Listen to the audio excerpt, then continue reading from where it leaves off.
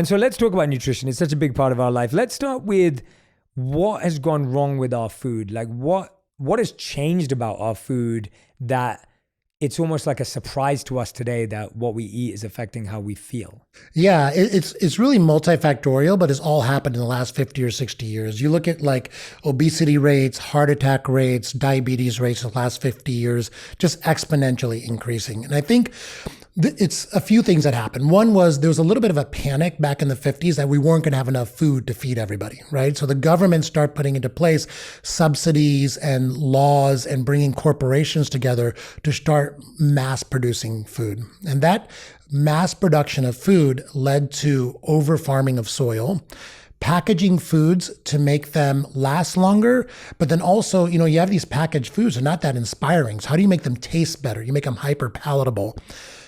And then whenever you involve corporate America in anything, right, what's the goal of corporations? To make a profit. How do you do that? By making things cheaper and making more of them, right? So now you have these giant food conglomerates like making tons and tons of food as cheaply as possible. And that means using chemicals. It means using dyes. It means hiring scientists to make it hyper palatable. So even though normally you would eat this thing and your body would be like, well, what is this? This is horrible. And your body would be able to sense how bad it is for you. Now you can't because the scientists have made it taste good, right?